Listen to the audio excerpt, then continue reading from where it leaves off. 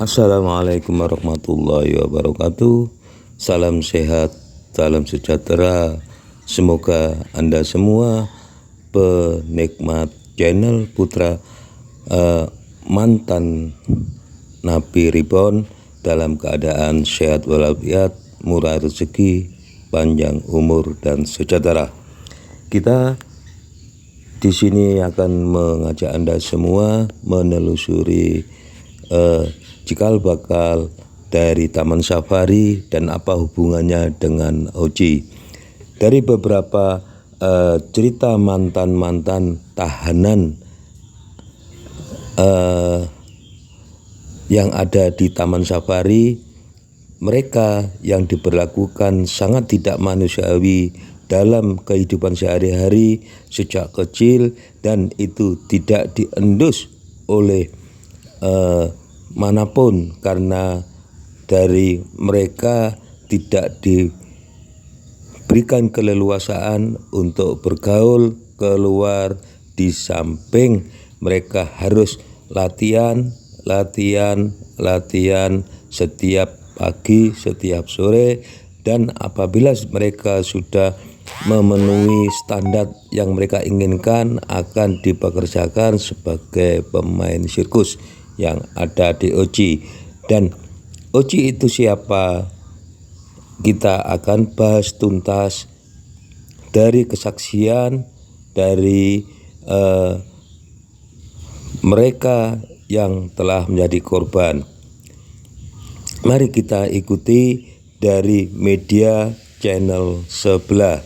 Kita ikuti penuturan mereka yang telah mengalami sejak kecil. Selamat menikmati sajian dari mantan Napi Reborn, dan bisa kita simak menjadikan pelajaran untuk kepedulian kepada mereka yang telah menuntut hak-haknya kepada yang berkepentingan. Kita ikuti penuturan mereka. Selamat menyimak dan mengikuti channel sebelah agar tidak gagal bahan, dan kami tidak lupa mengucapkan kepada Anda semua yang belum menekan tombol subscribe, silakan menekan tombol subscribe terlebih dahulu agar ketersediaan informasi di channel ini tetap berlangsung. Selamat mengikuti. Beritaan lagi rame sekarang, Taman Safari ternyata sudah mengeksploitir ataupun menjadi budak manusia, dibikin seperti era zaman dulu, zaman Romawi, zaman apapun lah. Seperti binatang, tidak dimanusiakan, tidak diberi pendidikan, dikerangkeng, disetrum, disiksa, dan apapun. Ini udah bukan opini lagi, korban-korbannya pun bercerita, menurut saya bukan sakit hati dan itu real. Saya berharap warga Jawa Barat khususnya Kota Bandung dan lain-lain boykot. Udahlah. Dan ternyata ini sudah menyayat hati kita sebagai warga Indonesia, sebagai anak bangsa, miris melihat rakyat yang begitu dari dulu sampai dipisahkan dengan anak. Coba kalian simak deh, buka Taman Safari, klik aja, nanti muncul kalau nggak tahu beritanya. Kalian boleh telaah fakta, opini, atau mitos atau gimana. Ini pasti korban-korbannya baru berani speak up karena mungkin sudah kuat, sudah ada yang melindungi. Dan kita sebagai pendengarnya ataupun netizen cukup membantu mereka untuk stop, jangan ke Taman Safari, guys, close.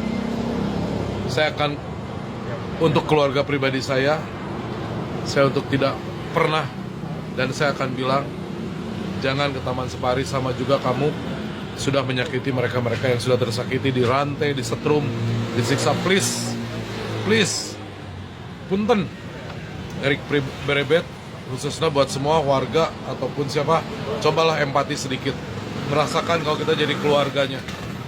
Close, kalau perlu dipenjarakan orang-orang seperti itu ya. Stop ke Taman Safari dan jangan lagi ada orang-orang seperti itu. Hukum seberat-beratnya. Dan satu, semoga anak cucunya merasakan apa yang dirasakan ini lebih pedih. Bismillah, amin. Doakan baik. Karasa siar kayak aku. Dari itu geng, mantan pekerja Oci juga mengaku kalau mereka sudah direkrut sejak masih kecil melalui modus adopsi dengan janji akan disekolahkan hingga ke jenjang yang lebih tinggi. Nah lalu ketika keluarganya tergiur, nah ternyata mereka justru dieksploitasi dengan dipekerjakan sebagai pemain sirkus. Dan selama bekerja di sana justru mendapatkan perlakuan yang Yo geng, tekan tombol subscribe geng. Halo geng, welcome back to Kamar Jerry.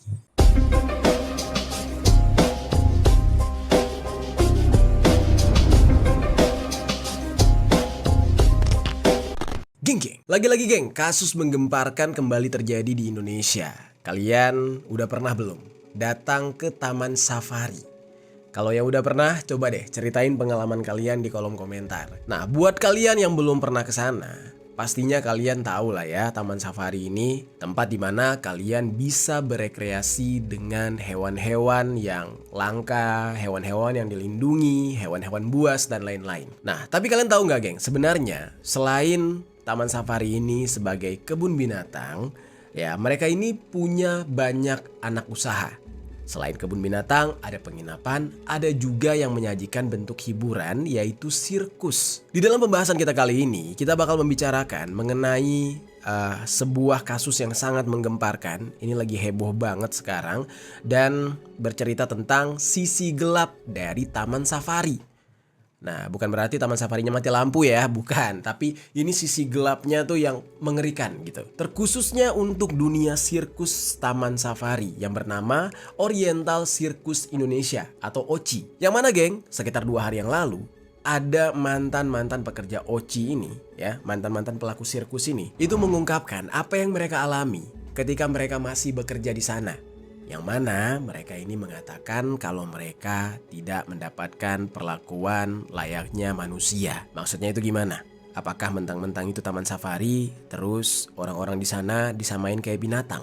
Nah, jawabannya kalau dari cerita ini, ya, mereka diperlakukan benar-benar tidak manusiawi. Pertama mereka ada yang secara kasar, ya, sorry gue praktekin. Buat yang cuma denger doang gak lihat videonya, tolong lihat videonya. Nah jadi mereka itu gitu ya, terus disetrum, terus dikurung. Dan gilanya dikurungnya di mana? Di kandang macan. Sampai ada yang dijejali gajah ke mulutnya. Sorry ya, mungkin di sini banyak banget kata-kata yang gue plesetin karena aduh gak bisa sebenarnya. Kayak gini nih bisa kena teguran YouTube, tapi gue harus berbagi informasi ke kalian. Jadi geng, para pekerja ini juga mengatakan kalau mereka itu sama sekali nggak tahu keluarga mereka siapa. Serem gak tuh? Mereka bekerja di sana, mereka nggak tahu keluarga mereka siapa. Mereka dikurung di sana, mereka nggak tahu keluarga mereka di mana. Nama mereka aja mereka nggak tahu. Dan sampai umur mereka sendiri mereka nggak pernah tahu geng. Sehingga diduga mereka ini sejak masih kecil sudah dipisahkan dari keluarga mereka untuk dieksploitasi menjadi pekerja di sirkus tersebut, yaitu OCI tadi. Dan setelah bungkam selama bertahun-tahun nih ya, nih anak-anak udah pada besar dan bahkan di kasus ini tuh mereka udah pada tua gitu. Udah bertahun-tahun mereka bungkam, akhirnya para ex pekerja OCI ini buka suara dan menuntut keadilan atas apa yang mereka alami. Kalian bisa kebayang gak geng? Manusia loh geng diginiin. Dan di video kali ini gue bakal membahas kasus dugaan ini yang dialami oleh para mantan pekerja OCI tersebut. Nah cuma gue mau disclaimer dulu nih geng. Apa yang gue sampaikan di video kali ini semuanya gue ambil dari media berita. Jadi bukan opini gue, bukan juga hasil gue meriset langsung ke lapangan, enggak. Jadi gue menceritakan kembali ke kalian apa yang ada di media saat ini. Dan kalian sendiri bisa cek sendiri beritanya, ada banyak sekali di internet. Nah di sini gue bakal merangkum untuk kalian. Langsung aja nih kita bahas secara lengkap di sisi lain.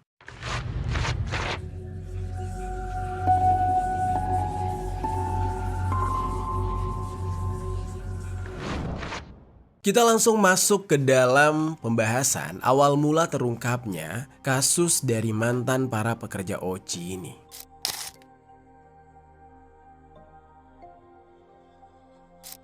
Jadi geng, kasus ini bisa terungkap ketika beberapa mantan pekerja sirkus dari Oriental Circus Indonesia atau OCI mengadukan dugaan eksploitasi dan pelanggaran HAM kepada Kementerian HAM pada hari Selasa tanggal 15 April tahun 2025. Di saat itu, ada 8 orang perwakilan korban yang hadir, yang mana sebagian besar di antara mereka itu adalah perempuan parubaya. Nah, mereka ini menceritakan bagaimana pengalaman mereka ketika bekerja di OCI ini. Dari sinilah kasus ini kemudian jadi perbincangan publik. Nah, cuma geng, sebenarnya ya, ada dugaan eksploitasi dan pelanggaran HAM di OCI itu sebenarnya pernah ramai pada era tahun 1990-an dulu. Jadi, walaupun ramai lagi sekarang, sebenarnya ini udah dari lama nih disuarakan. Tepatnya pada bulan Maret tahun 1997. Jadi sebelumnya sudah pernah diangkat geng isu ini, tapi mungkin di saat itu karena media nggak semasif ini, ya sekarang diangkat lagi karena akses informasinya tidak seterbatas dulu. Jadi rame nih, termasuk kalian-kalian nih geng, kalau mendengar konten ini tolong dibagikan sebanyak-banyaknya. Ya fungsi dan gunanya untuk apa? Untuk viral, karena ya negara kita ya, no viral no justice. Kalau nggak viral nggak mendapatkan keadilan, nggak mendapatkan atensi. Nah jadi makanya dulu pernah dilaporkan kasusnya tenggelam begitu aja. Karena ya nggak ada yang bantu. Nah hari ini mari sama-sama kita bantu agar ada kejelasannya. Terus geng, ketika itu ya, para pekerja yang dibantu oleh Aksi Solidaritas Pembela Perempuan Teraniaya atau disingkat dengan ASPPT itu mengklaim kalau mereka ini mengalami penyiksaan. Ketika itu, advokasi dilakukan oleh ASPTT ini dan setelah mendapatkan laporan dari seorang mantan pekerja OCI yang bernama Vivi Nurhidayah, yang mana ketika itu tahun 1997, Vivi ini masih berumur 19 tahun ketika dia melaporkan. Si Vivi ini geng ngaku kalau dia itu udah mengalami ya tindakan yang benar-benar menyakitkan sejak dia bahkan masih kecil, balita bahkan katanya. Nah, sampai dia dewasa juga dia masih mendapatkan tindakan tersebut. Dan dia ini menjadi pemain sirkus di OCI, sehingga kalau dihitung nih geng ya, tindakan yang menyakitkan yang udah dia terima, yang udah dia alami itu udah berlangsung sejak awal tahun 1980-an. Gila gak tuh? Kasian banget ya. Jadi geng, saat Vivi mengadukan hal ini, pihak pengelola dari OCI ya yang menaungi dia setuju untuk menyelesaikan pengaduan Vivi secara kekeluargaan. Nah jadi di saat itu tuh udah ditangani lah. Karena nggak viral, ya pihak OCI ini masih bisa lah. Ayolah kita main kekeluargaan aja, lo butuh apa, kita damai-damai. Selesailah kasusnya. Namun ternyata mereka ini malah mengingkari janji geng. Nah janjinya itu nggak ditepati dan kembali lagi melakukan tindakan penganiayaan terhadap Vivi serta teman-temannya yang ada di sirkus tersebut. Nah pernyataan tersebut disampaikan oleh anggota Komnas HAM yaitu Profesor Muladi dan Joko Sugianto setelah mempertemukan pengelola OCI dengan Vivi beserta dengan saksi-saksi lainnya di Jakarta pada tanggal 25 Maret tahun 1997. Pengelola sirkus yang bernama Tony Sumampau nah juga hadir nih dengan didampingi oleh pengacara yang bernama Poltak Hutajulu. Menurut Muladi, ada indikasi pelanggaran HAM yang dilakukan oleh OCI ini memang. Nah walaupun pada saat itu kasusnya itu tidak bisa diselesaikan secara kekeluargaan, tapi Pak Muladi ini bilang gak tertutup kemungkinan kalau para korban bakal segera menggugat ke pengadilan.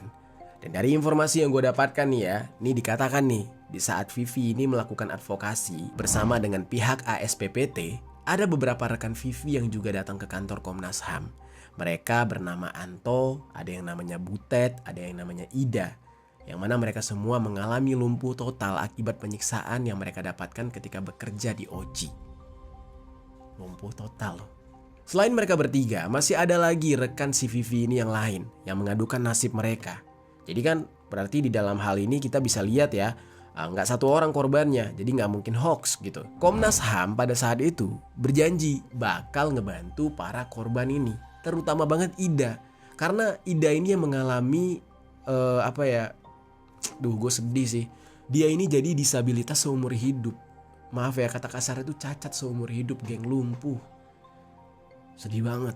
Dan sebelum melapor ke Komnas HAM, Ida ini sempat mengalami pengancaman berupa pemutusan hubungan kerja atau PHK dari Taman Safari. Nah, tempat di mana dia bekerja di saat itu.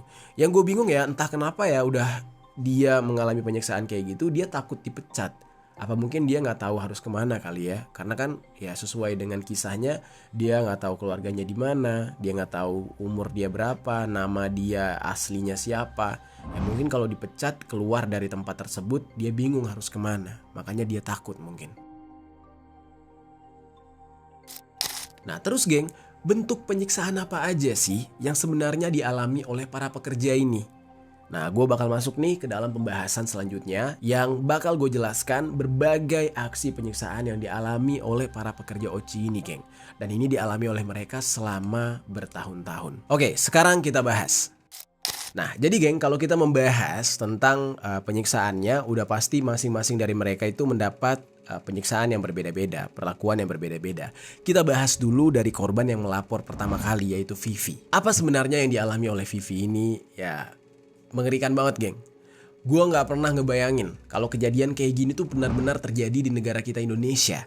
Yang mana gue pikir ya, cerita-cerita kayak gini tuh cuma terjadi di luar negeri. Atau ya terjadi pada zaman dahulu lah. Ini benar-benar ya perbudakan era modern yang dilakukan di Indonesia. Yang mana notabene kita itu budayanya nggak sekasar inilah. Dan kalian bakal melihat hal kayak gini, ya kalian akan membayangkan apa yang dialami oleh admin-admin judul di Kamboja kali ya. Jadi Vivi ini bercerita dia itu udah bekerja sebagai pemain sirkus sejak masih kecil. Nah jadi kalau kalian berpikir pemain sirkus itu memang memiliki bakat dari lahir, itu enggak. Dia dilatih, mereka ini dilatih. Dia mengaku pada awalnya dia sendiri nggak tahu dia itu siapa dan keluarganya yang mana. Dan bahkan Vivi ini sendiri dia benar-benar nggak tahu asal usul dia, bahkan tanggal lahirnya aja dia nggak tahu. Nah jadi persoalan umurnya dia itu hanya diterka-terka aja. Tahun 97 itu Ibu Vivi umurnya berapa? Kira-kira, karena juga tidak tahu persis ya lahir tahun berapa, Mungkin tanggal masih berapa. belasan. Belasan tahun. Masih belasan tahun, saya kurang lebih seperti itu. Kira-kira masih anak-anak atau sudah masuk usia Mungkin dewasa ya? 20 tahun. Di bawah 80 20 tahun kurang lebih ya. Yang diingat oleh Vivi ini, dia itu sedari kecil udah tinggal di rumah bos si pemilik taman safari yang bernama Frans Manansang. Tiap hari, tanpa absen, dia ini berlatih untuk menjadi seorang akrobatik untuk sirkus. Ya, jadi dari kecil tuh udah dilatih kayak, ya dia udah diperuntukkan untuk sirkus nih. Tiap hari dia ini berlatih dan tiap hari juga dia mendapatkan perlakuan yang ya menyakitkan oleh si Frans ini berupa tindakan kekerasan. Sampai pada akhirnya Vivi ini yang sudah remaja sudah nggak tahan lagi. Dan di saat itu dia memilih untuk kabur. Percobaan kabur pertama dia ini dia lakukan di saat itu ya menunjukkan pukul 1 malam lah kejadiannya. Jadi dini hari. Dimana semua orang lagi tidur, lagi lelapnya. Nah sementara Vivi dipaksa untuk terus berlatih dan gak boleh tidur. Yang mana akhirnya Vivi ini nekat untuk kabur dari sana sendirian. Dia menyusuri hutan Cisarua di tengah malam. Kebayang gak tuh? Untuk anak seusianya dia mungkin ya takut hantu, takut setan itu jadi sesuatu yang sangat mengerikan lah. Apalagi posisinya dia berada di tengah hutan. Tapi Vivi ini gak peduli geng. Yang lebih dia takutkan dia tertangkap dan dibawa lagi ke rumah Frans. Menurut cerita dia. Dan rumah Frans itu dianggap menjadi tempat yang sudah seperti neraka buat Vivi. Dibandingkan dia harus takut hantu, dia lebih takut rumah itu. Hal itulah yang membuat dia akhirnya terus berlari, terus lari nggak mau ngelihat ke belakang untuk bisa menjauhi rumahnya si bos yang bernama Frans ini. Saya kabur dari rumah Pak Frans itu, terjang malam-malam jam 1 saya nekat, padahal itu hutan. Tapi saya nekat, saya nggak takut itu ada setan apa, saya nggak takut. Saya takutnya justru ketangkep sama dia lagi tuh.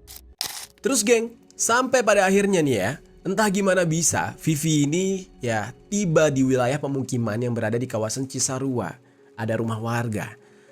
Dia di saat itu mikir kalau bakal ada warga yang bisa nolong dia. Dan Vivi kemudian minta tolong ke warga-warga di sana. Akhirnya dia pun ditolong nih geng oleh seorang warga yang ternyata adalah pegawai restoran dari Taman Safari yang kenal sama dia. Pegawai restoran tersebut itu bersedia ya untuk nolong Vivi supaya Vivi bisa tinggal di rumah dia. Disebutkan oleh Vivi, dia tinggal selama 3 hari geng di rumah si pegawai restoran tersebut. Dan Vivi yang tadinya seneng banget dan merasa aman ketika mendapatkan pertolongan, langsung berubah semuanya ketika Vivi mau ya ngelanjutin perjalanan dia untuk kabur karena takut bakal ditemuin di sana, ditangkap lagi sama pegawai Taman Safari yang lain. Nah, ternyata nih geng ya, si pegawai restoran Taman Safari ini malah ngebocorin. Jadi jahatnya orang malah ngejebak. Di depan rumah dia udah ada seorang satpam atau security dari Taman Safari. Jadi semua itu cuma jebakan. Memang sengaja ditunggu, ditampung dulu di rumah si pegawai restoran tadi. Nah, si pegawai restoran ini ngebocorin ke bosnya. Jadi dengan kata lain ya, dia cuma cari muka gitu.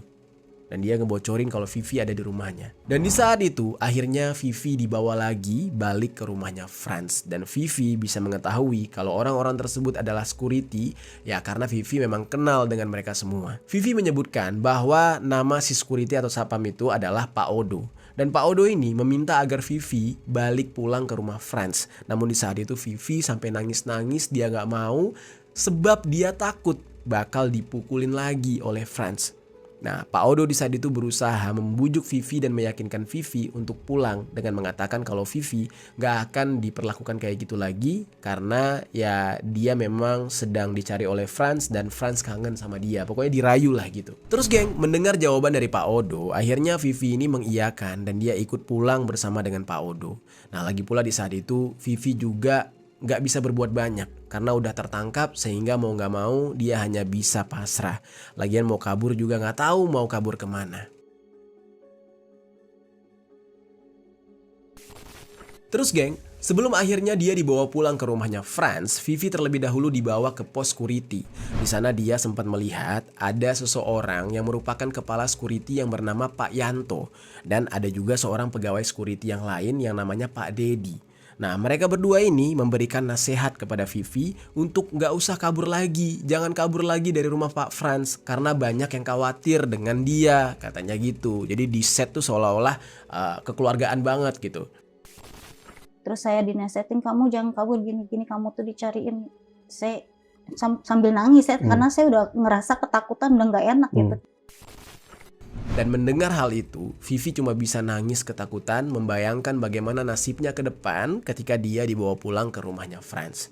Nah, gak lama dari itu, Vivi kemudian akhirnya dijemput oleh orang yang sangat dia takuti, yaitu Franz berserta dengan istrinya. Di saat itu, Vivi dijemput dan dia disuruh duduk tepat di kursi penumpang yang berada di sebelah kiri Franz, sementara istrinya Franz berada di kursi belakang. Sebelum Vivi sampai di rumah, selama di perjalanan, Vivi udah mendapatkan perlakuan yang menyedihkan. Udah dipukuli, ditampar oleh si Franz. Sambil di jalan juga, saya udah dipukul, langsung ditampar gitu. Pak Franz. Dan bahkan sampai di rumah, Vivi ini langsung diseret dari mobil oleh Franz dan dibawa ke kantornya Franz. Sampai rumah saya diseret. Diseret? Iya, saya diseret, ditarik dari mobil itu, dibawa ke kantor. Dan setelah itu, Franz mengambil setruman untuk memberikan hukuman kepada Vivi. Sedih gak geng? Kabar? Ya, kalian bayangkan aja tuh, mendapatkan perlakuan kayak gitu. Nggak lama dia ngambil setruman. Alat strum? Dan beberapa bagian tubuh Vivi itu terkena setruman dan termasuk juga ya area vitalnya. Dan di saat itu juga Franz ya memberikan kata-kata kasar yang benar-benar menyakiti karena Vivi sudah kabur dari rumahnya Franz. Nah, sehabis Vivi ini disetrum udah lemes gitu ya, Vivi baru mendapatkan lagi tindakan kekerasan lain sampai dia benar-benar lemas dan memohon-mohon ampun kepada Franz. Franz di saat itu juga gak segan-segan menambah siksaan kalau Vivi sampai mengeluarkan suara ketika disiksa. Jadi benar-benar dipukul gak boleh ada suara, dipukul gak boleh ada suara. Nah, kalau Vivi sampai ngeluarin suara, berteriak, Franz bakal langsung menambahkan lebih sakit lagi apa yang dia perlakukan kepada Vivi. Dan dia di saat itu menyuruh Vivi untuk benar-benar diam. Nah, sayangnya nih geng, ketika insiden tersebut terjadi, menurut Vivi ya, gak ada siapapun yang ngeliat. Jadi di saat itu terjadi begitu aja. Dan semua ini ya menurut keterangan dari Vivi. Di saat itu hanya ada Vivi dan juga Franz yang berada di ruangan penyiksaan tersebut. Sehingga gak ada yang mengetahui apa yang terjadi pada Vivi. Nah tapi geng, Vivi menduga istri serta asisten rumah tangganya Franz udah pasti tahu apa yang dialami oleh Vivi karena Vivi sempat teriak-teriak. Dan itu terdengar sampai keluar ruangan kantor Franz. Berbagai penyiksaan dialami oleh Vivi ketika itu. Dan ya, dia juga mengaku sampai dijambak, ditarik rambutnya, dipukul bagian perutnya sampai membuat dia ngompol. Saking sudah gak bisa menahan lagi sakit tersebut. Terus saya ditarik, diangkat, rambut saya dijanggut. Saya dipukul perutnya, ditendang sampai saya ngompol. Gak berhenti sampai di situ aja geng, karena takut Vivi ini mencoba kabur lagi. Franz ini akhirnya memasung Vivi menggunakan rantai yang membuat dia gak bisa bergerak dengan bebas. Jadi ya benar-benar diperlakukan kayak hewan gitu. Dan selama itu dia tidur bersama dengan asisten rumah tangga di sana. Dan setiap Vivi ingin buang air kecil, dia harus berteriak-teriak agar rantainya bisa dilepas terlebih dahulu. Nah, pada awalnya asisten rumah tangga tersebut nggak mau untuk melepaskan rantai karena takut. Ya, dia nggak mau ngambil resiko dia juga bisa kena nih sama si Franz. Jadinya setiap ingin bertindak dia menelpon istrinya Franz terlebih dahulu. Barulah ketika istrinya Franz memberikan izin, si asisten rumah tangga ini bakal melepaskan rantai yang mengikat kaki tangan Vivi. Kalau Vivi nggak diberikan izin untuk ke toilet, dia bakal buang air di tempat tersebut. Dan setelah 2 minggu dipasung, akhirnya Vivi dibebaskan karena dianggap sudah nurut, sudah patuh dan dijamin gak bakal kabur lagi. Di saat itulah Vivi mulai menjalani aktivitas seperti biasa. Dan dia memang berada di bawah traumanya. Dia gak berani berbuat aneh-aneh. Termasuk dia juga menjalani kembali latihan sirkus. Namun rasa takut dan tertekan masih gak bisa hilang sama sekali. Dan jauh di lubuk hatinya dia ini ya pengen banget buat kabur dari tempat tersebut geng. Sempat terbesit di pikirannya untuk ya menceritakan apa yang udah dia alami ini kepada pengunjung sirkus sebenarnya. Nah jadi dia udah kepikiran nih, kabur gak bisa, mau curhat ke siapa, apa minta tolong aja ya kepada para penonton atau pengunjung sirkus Taman Safari ini gitu. Tapi lagi-lagi ketakutan ya mengurungkan niat dia tersebut. Dia benar-benar udah gak berani, mentalnya udah gak kuat. Nah Vivi takut kalau gak ada orang yang percaya dengan ceritanya dia nanti. Yang ada ya dia malah berurusan dengan Franz lagi. Nah singkat cerita sampai pada suatu hari Vivi ini ketemu sama salah satu guru silatnya dia yang bekerja di Taman Safari. Nah momen itulah Vivi baru berani cerita semuanya kepada si guru silat ini. Termasuk dengan segala keluhan mengenai perlakuan yang dia dapatkan di sana. Yang membuat dia benar-benar merasa ketakutan, gak betah dan trauma. Di saat itu Vivi ini minta tolong kepada guru silatnya itu agar bisa mengeluarkan dia dari sana. Mendengar cerita dari Vivi, guru silatnya pun akhirnya berusaha untuk menolong Vivi. Karena selama ini dia kenal Vivi, dia gak pernah tahu, dia gak pernah nyangka bahwa muridnya ini mendapatkan penyiksaan yang begitu kejam di sana. Terus geng, mendengar cerita dari Vivi, guru silatnya pun akhirnya nolong dia. Dan dia berhasil dibawa kabur ke daerah Semarang, Jawa Tengah. Ketika Vivi ini udah kabur geng, Franz itu kembali mencari dia. Dan Vivi udah mewanti-wanti kalau dia gak mau kembali lagi ke sana karena Vivi ini tahu kalau dia kembali lagi ke sana, dia bakal mendapatkan perlakuan yang mengerikan lagi, bahkan jauh lebih parah dibandingkan sebelumnya. Nah karena itulah dia akhirnya dinikahkan oleh guru silatnya. Nah, di sini mungkin kalian bakal berpikir loh, kok tiba-tiba dinikahkan? Apa korelasinya nih keselamatan Vivi dengan dinikahkannya dia? Nah, tapi ini menurut opini pribadi gue aja ya geng. Ini nggak bisa kalian ambil sebagai kesimpulan nih. Kemungkinan besar ya si guru silatnya ini berpikir kalau misalkan Vivi ini dinikahkan, itu artinya dia ini sudah menjadi tanggung jawab si suaminya. Secara nggak langsung ya, karena backgroundnya Vivi ini adalah orang yang tidak berkeluarga, keluarganya nggak jelas dan nggak tahu di mana, ya dengan dia menikah otomatis dia sudah dilindungi oleh keluarga si suaminya. Mungkin itu tujuannya. Kita lanjutkan lagi geng. Di saat itu sempat ada kendala ketika Vivi ini mau nikah. Karena selama dia hidup, dia ini kan gak memiliki identitas apapun.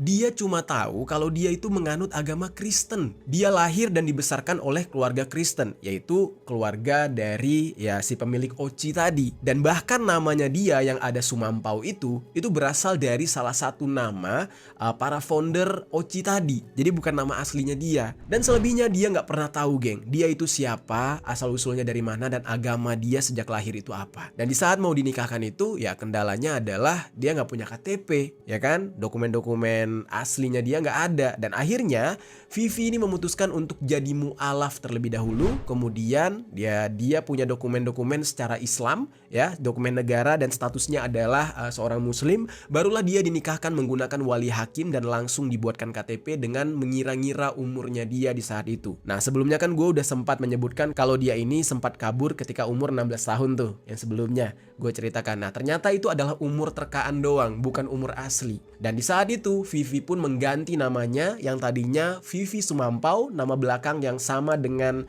salah satu pendiri OCI yaitu Tony Sumampau. Nah, sekarang dijadikan namanya jadi Vivi Nur Hidayah sesuai dengan nama muslim. Terus geng, setelah menikah, Vivi ini nekat untuk melaporkan kejadian yang selama ini dia alami selama menjadi pekerja di sirkus OCI tersebut. Karena dia merasa takut sehingga membutuhkan perlindungan. Di saat itu, kalau kalian berpikir ya geng, bentuk penyiksaan yang dialami oleh Vivi ini hanya berupa kekerasan fisik. Nah, kalian salah geng. Nah, Vivi ini ternyata bersama dengan pekerja sirkus yang lain juga tidak mendapatkan pendidikan yang layak. Jadi kayak sengaja dididik menjadi orang bodoh, sebodoh-bodohnya biar nggak tahu apa-apa. Dan biar hanya bekerja untuk seumur hidup kepada pihak OCI ini. Dan Vivi nggak pernah diberikan kesempatan untuk bersekolah selayaknya anak seumurannya dia ketika itu. Vivi juga mengaku kalau dia cuma pernah diajari oleh salah satu karyawan yang bekerja di OCI juga. Nah, itu juga cuma belajar baca tulis katanya. Dan untuk pelajaran lain seperti pelajaran IPA, IPS itu nggak pernah diajarkan sama sekali. Jadi benar-benar mereka ini dieksploitasi dan diperas tenaganya untuk bekerja sebagai pemain sirkus tanpa diberikan kehidupan yang layak selama mereka bekerja di sana. Nah, itu adalah cerita versi Vivi. Kalian bisa lihat sendiri wajah Vivi ini sudah ibu-ibu. Dan kalian bisa lihat bagaimana ketika dia bercerita itu sambil menahan air mata, ya mengingat gimana traumanya di masa itu, geng. Oke, cerita pilu selanjutnya geng diungkap oleh yang bernama Butet. Nah, sama aja seperti Vivi, Butet ini mengaku selama dia bekerja di sana, dia juga mendapatkan perlakuan yang benar-benar menyakitkan selama dia berlatih dan menjadi pemain sirkus. Bahkan kabarnya kalau dia ini performnya nggak bagus, udah pasti dia bakal disakitin secara fisik dan yang menyakiti dia itu adalah Franz, lagi-lagi nama yang sama. Ditambah lagi ketika dia ketahuan hamil hasil dari hubungannya dia dengan salah satu karyawan sirkus. Nah, ketika ketahuan itu, dia langsung dihabisin lah sama si Franz ini menggunakan balok. Kakinya pernah dirantai menggunakan rantai kapal selama 2 bulan ketika dia sedang tidur pada malam hari. Dan kalau Butet ini selesai perform, dia bakal langsung dirantai lagi. Sampai untuk buang air aja dia merasa kesulitan dan membuat dia terpaksa buang air menggunakan kresek dan ditampung di dalam ember. Nggak sampai di situ aja, geng. Ketika akhirnya Butet ini melahirkan di rumah sakit yang berada di Bandung, Butet ini langsung dipisahkan dengan bayinya. Kebayang tuh kejamnya kayak gimana? Dia mengaku kalau yang mengambil bayinya di saat itu adalah istri dari Jensen. Nah, Jensen ini adalah salah satu owner dari OCI tadi dan anaknya tersebut dibawa ke Jakarta, tepatnya ke Pondok Indah tanpa sepengetahuan Butet. Ya, bayangin aja, Butet sebagai ibu kandungnya ya diperlakukan kayak gitu. Dan di Pondok Indah sendiri itu adalah rumah pribadi milik Jensen sekaligus base camp bagi para pekerja OCI. Jadi mereka itu ya dari kecil udah maaf ya dengan bahasa kasar ya, udah kayak diternak gitu, geng. Dari kecil dibesarkan di sana, dilatih ya untuk suatu hari dipekerjakan sebagai pemain sirkus. Singkat cerita geng, 2 tahun setelah Butet melahirkan, dia ini mengunjungi rumah Jensen di Pondok Indah. Dan dia di saat itu melihat anak yang dia lahirkan sendiri berada di sana. Butet ini tahu kalau anaknya itu berada di sana karena ada suster yang memanggil salah satu anak dengan panggilan Debbie. Dan itu adalah nama panggilan yang diberikan oleh Butet kepada anaknya yang bernama Deborah. Dari situlah dia akhirnya tahu kalau anak itu ya adalah anaknya dia yang diambil oleh istri Jensen untuk dipekerjakan sebagai pemain sirkus juga. Kejam banget gak tuh? Tapi karena udah diambil sejak bayi, Debbie ini gak tahu dan gak kenal siapa sosok Butet sebenarnya. Padahal itu ibu kandungnya dia. Dan sedikit informasi ya, setelah Butet itu melahirkan, sebenarnya Butet itu ya tetap bekerja di sirkus itu lagi, geng. Balik lagi dia bekerja kayak biasa, diperbudak lagi. Nah, kemudian diketahui Setelah dia bertemu dengan Debbie itu ya ketika dilihat oleh Butet sudah dilatih untuk menjadi pemain sirkus sejak usia masih 3 tahun. Kebayang gak sedihnya gimana? Anaknya juga sama diperlakukan. Nah terus geng, Butet ini bercerita lagi yang menurut gue cerita ini tuh sangat memilukan ya. Jadi pada saat Butet ini masih remaja, ketika umurnya dia masih sekitar 10 atau 11 tahun, dia itu setiap harinya cuma diberikan makan berupa nasi bungkus, sementara para bosnya pasti mendapatkan makanan yang jauh lebih enak dan mahal yang dimasak oleh pembantunya. Nah mungkin karena Butet ini gak pernah coba makanan enak yang biasa dicicipi oleh bosnya, dia nekat tuh buat nyuri salah satu lauk yaitu daging empal. Nah dia ngambilnya juga gak banyak geng, cuma 1 potong doang. Dan Butet di saat itu ketahuan dan dia langsung diberikan hukuman. Kalian tahu geng apa hukumannya? Butet mulutnya dijejali dengan kotoran gajah. Badannya dipegangi oleh para pembantunya dan perlakuan menjijikan tersebut dilakukan di depan teman-temannya yang lain. Nah setelahnya Butet dengan bantuan teman-temannya langsung pergi ke toilet, kumur-kumur menggunakan air sabun untuk menghilangkan sisa gajah tadi yang menempel di mulutnya. Karena perlakuan yang sangat-sangat menyedihkan itu, Butet mengumpulkan keberanian untuk bisa kabur dari sana. Padahal sama seperti Vivi, Butet ini tidak mengetahui siapa dia. Dia nggak pernah kenal keluarganya, nama aslinya siapa, umurnya berapa. Jadi dia nggak pernah punya siapapun yang dia kenal di luar teman-temannya tadi, sesama pemain sirkus. Nah namun karena udah gak tahan lagi, Butet memilih untuk kabur dari sana pada tahun 1994. Memang geng, di saat itu upaya kabur Butet gak bisa dikatakan mudah, karena pihak dari Oci ini selalu bisa menemukan keberadaannya dia. Waktu Butet pertama kali kabur ke Malang, dia itu berhasil ditemukan dan dibawa kembali ke Taman Safari. Tapi akhirnya dia ya nurut-nurut aja untuk pulang lagi ke Taman Safari, karena Butet berpikir kalau pihak dari Oci ini memiliki niat yang baik. Entah niat baik yang seperti apa, ya gak tahu nih. Apakah dia berpikir gak akan diperlakukan dengan kasar lagi atau gimana? Tapi yang jelas pada saat itu ketika ditemukan, Butet ini dibawa lagi ke Taman Safari. Nah jadinya ya lagi-lagi Butet dipukulin, disakitin dan segala macam. Sampai pada akhirnya dia benar-benar kabur untuk selama-lamanya lah. Dia kabur untuk selama-lamanya dan pada akhirnya dia menjauh dari tempat tersebut. Berat bagi Butet untuk meninggalkan anaknya sendirian di sana. Sampai pada akhirnya Butet pun bertemu nih untuk kedua kalinya dengan anaknya yang bernama Debbie, yang di saat itu udah berusia sekitar 16 sampai 17 tahun. Udah gede nih anaknya. Nah Debbie di saat itu udah ikut tur sirkus ke berbagai daerah. Pertemuan dia ketika itu bisa terjadi karena temannya Butet yang sama-sama berasal dari Oci itu tinggal di Magetan. Nah jadi kan Butet ini udah kabur lama nih, udah gak pernah berhubungan lagi nih sama Oci ini, sama si sirkus ini. Udah menghilang lah dia. Ketemulah dia dengan anaknya di saat anaknya itu sekitar 16 tahun tadi. Dia, si Butet ini diberitahukan oleh temannya yang masih bekerja di Oci ini kalau Debbie anak kandungnya itu bakal ikut tur di dalam sirkus di Magetan. Butet yang di saat itu memang berada di Malang ya, dia kabur ke Malang, dia langsung pergi ke Magetan untuk bertemu dengan anaknya Debbie. Ketika Butet ini bertemu dengan Debbie di saat itu manggil nama dia tante, bukan mama. Anak sendiri manggil ibu kandungnya dengan sebutan tante. Kebayang tuh. Walaupun katanya Debbie sempat dengar cerita kalau dulu ibunya dia adalah seorang pemain sirkus juga sama seperti dia, namun karena sedari kecil dia nggak tahu siapa ibunya, jadi dia nggak tahu kalau yang dimaksud itu adalah Butet. Dan dia mungkin sudah ya nggak terbiasa memanggil orang dengan sebutan ibu atau mama, jadinya dia ya manggil Butet ini dengan sebutan tante. Dan Butet di saat itu sempat mengajak Debbie untuk pergi dari sana, untuk kabur nih. Dia bilang, dia ngakuin kalau dia adalah ibunya,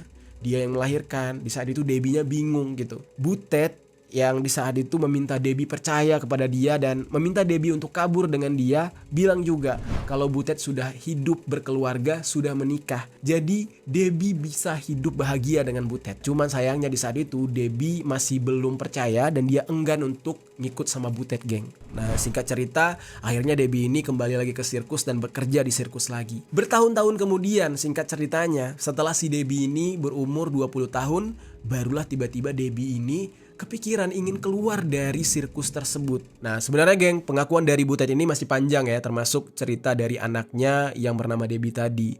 Ya bagaimana akhirnya Debbie ini memilih untuk ikut dengan Butet, bagaimana akhirnya Butet juga menuntut keadilan akan hal ini. Nah tapi kalau gue ceritain semua panjang banget. Jadi di sini kita beralih ke kesaksian lainnya nih geng. Kesaksian lainnya ini dari yang bernama Ida, yang mengalami disabilitas seumur hidupnya. Ini yang paling sedih.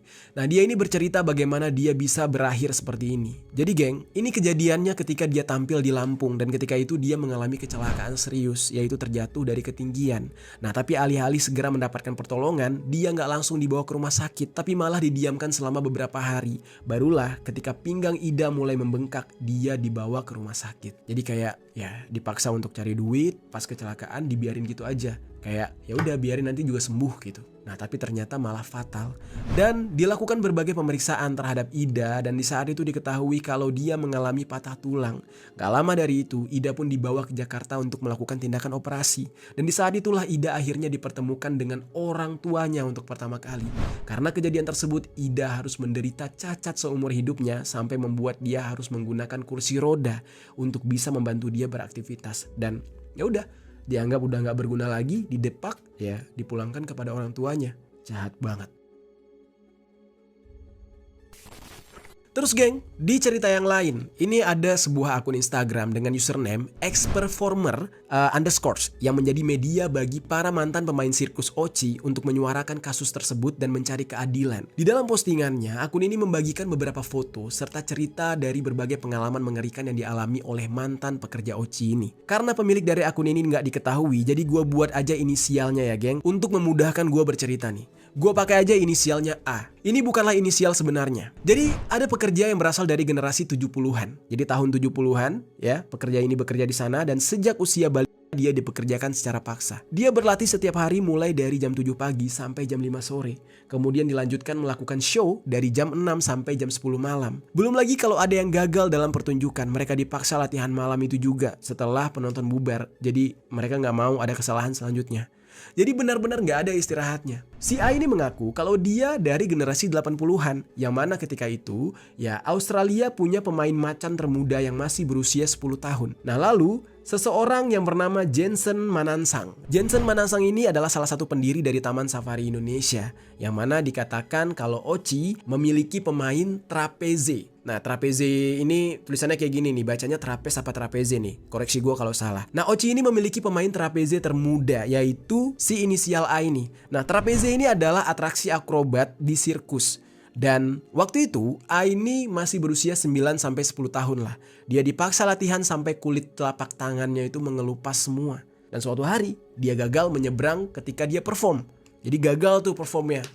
Nah kan disorakin tuh sama penonton. Di malam yang sama dia langsung diomelin habis-habisan oleh Franz. Setelah dia diomelin, A ini langsung ditabok dari belakang oleh Franz sampai hidungnya mimisan. Si A ini juga cerita kalau mereka sedang latihan, Franz itu berada di sana sambil bermain golf dan menyuruh anak-anak untuk mengambil bola golfnya. Dan gak lama dari situ, salah satu teman dari si inisial A ini juga dihantam bagian kepalanya menggunakan stick golf.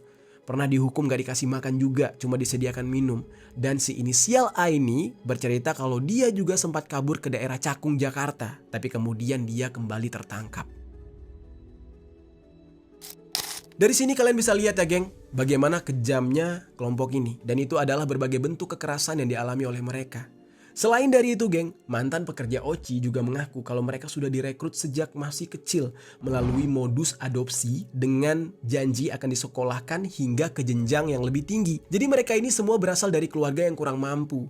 Ditawarkanlah oleh pihak Oci ini, mau nggak anak bisa mendapatkan pendidikan yang layak, mau nggak disekolahin atau nanti kalian mendapatkan ya uang dari pekerjaan yang diberikan. Di saat itu ya siapa yang nggak tergiur gitu. Nah apalagi ya ditawarkan diadopsi dan disekolahkan sampai besar. Dan adopsi tersebut dilakukan dengan alasan kalau bos Oci nggak punya anak perempuan, makanya mereka mau adopsi. Dan gak tanggung-tanggung, para bos ini juga menjanjikan akan ya menyekolahkan anak mereka adopsi ini sampai ke luar negeri. Nah lalu ketika keluarganya tergiur, nah ternyata mereka justru dieksploitasi dengan dipekerjakan sebagai pemain sirkus. Dan selama bekerja di sana justru mendapatkan perlakuan yang menyedihkan sekali. Terus geng, menurut keterangan dari salah satu mantan pekerja lainnya yang bernama Deborah. Nah ini gue gak tahu nih apakah ini Deborah alias si Debbie Butet atau Deborah yang lain nih.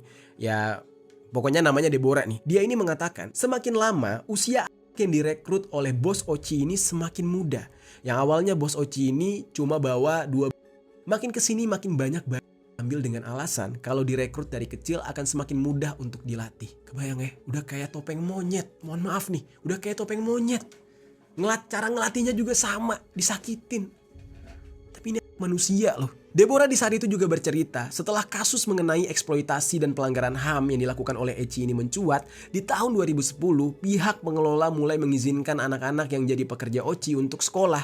Tapi itu juga hanya sebatas formalitas untuk menutupi borok mereka. Karena mereka ini sekolah cuma seminggu sekali, geng. Dan sekolahnya juga berlokasi di Cisarua. Coba tuh, geng, bayangin. Udah selama mereka bekerja, mereka ini mendapatkan perlakuan kasar.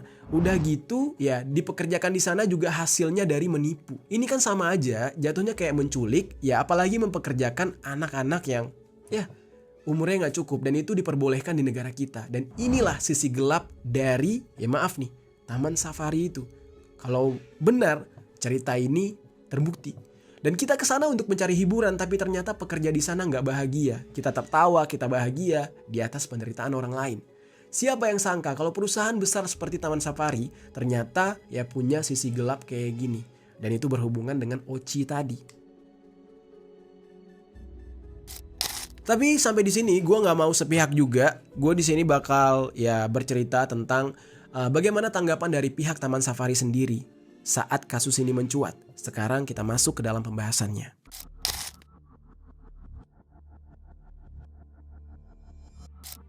Jadi geng, walaupun kasus ini sudah pernah disuarakan di tahun 1997, gue yakin gak banyak di antara kalian yang tahu. Makanya ketika kasus ini kembali diangkat, ya kemarin banget, baru ramai lagi dan mencuri perhatian publik. Nah mulai timbul kecaman dari berbagai pihak untuk Taman Safari atas kasus tersebut. Taman Safari pun akhirnya buka suara terkait kasus ini dan kita udah bisa menebak, geng. Pastinya pihak Taman Safari ya membantah segala pengakuan yang disampaikan oleh para korban. Nah, Taman Safari mengeluarkan pernyataan yang mengatakan kalau pihaknya tidak memiliki keterikatan atau hubungan bisnis maupun keterlibatan hukum dengan mantan pemain sirkus tersebut. Taman Safari menilai kalau permasalahan tersebut bersifat pribadi dan gak ada kaitannya dengan Taman Safari Indonesia Group secara kelembagaan. Jadi Taman Safari mengklaim kalau apa yang selama ini dialami oleh Butet, Vivi, Ida, Deborah, dan yang lain-lain itu adalah permasalahan individu dan gak ada sangkut pautnya dengan Taman Safari. Dan oleh karena itu, pihak Taman Safari berharap agar nama serta reputasi mereka gak disangkut pautkan dalam permasalahan yang mereka klaim bukan tanggung jawab dari mereka, terutama tanpa adanya bukti yang jelas. Pernyataan tersebut ditutup dengan himbauan kepada masyarakat untuk bersikap bijak dalam menyikapi informasi yang beredar di internet dan gak mudah terpengaruh oleh konten-konten yang memiliki dasar fakta maupun keterikatan yang gak jelas katanya. Nah tapi balik lagi ya geng, semua penjelasan ini, semua yang gue ceritakan ini yaitu berdasarkan cerita dari para korban. Jadi kalau seandainya ya para konten kreator menceritakan kembali kayak gue ini tentang apa yang terjadi, ya pembuktiannya nanti kita bisa lihat. Ya sekarang kan tujuan kita atau tugas kita adalah memberikan kesempatan untuk para korban mendapatkan hak mereka secara hukum. Kalau ternyata nanti pembuktian secara hukum tidak terbukti nih dengan apa yang mereka ucapkan, ya dengan apa yang mereka akui, ya berarti ya para orang-orang yang mengaku korban ini harus bertanggung jawab nih dengan pengakuannya. Nah makanya nanti kita tunggu aja nih ya. Karena kan yang satu udah nuduh, yang satu ngebantah nih. Kita lihat nanti pembuktiannya. Kalau gue pribadi geng, gue juga ya gimana ya, untuk Taman Safarinya tuh kayak agak setengah-setengah sih. Antara percaya atau nggak percaya. Karena kan ini keterlibatannya dengan lembaga lain nih, yaitu Oci tadi. Yaitu lembaga yang menaungi si sirkus itu sendiri, ya kan? Nah nanti kita lihat nanti bagaimana akhir dari semua ini. Terus kemudian geng, salah satu pendiri Taman Safari Indonesia dan menjabat sebagai komisaris Taman Safari Indonesia serta pelatih satwa di Oci yang bernama Tony Sumampau membantah kalau ada kekerasan fisik dan eksploitasi sampai perlakuan yang gak manusiawi di sana.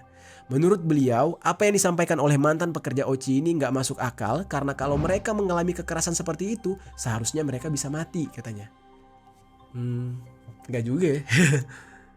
nggak semua orang kok kalau dipukul-pukul tiap hari juga mati, nggak juga sih, tapi ya udahlah itu anggapan beliau ya. Nah, jadi oleh karena itu ya Pak Tony ini menilai bahwa hal tersebut adalah fitnah. Bahkan Tony sampai menantang mereka untuk menunjukkan bukti mengenai adanya kekerasan yang dilakukan oleh pihak Taman Safari Indonesia. Nah, keberadaan mereka dan dipekerjakannya mereka sebagai pemain sirkus itu karena mereka dirawat sejak bayi oleh beliau, dan beliau mengambil dari tempat prostitusi yang berada di kawasan Kalijodo, Jakarta katanya.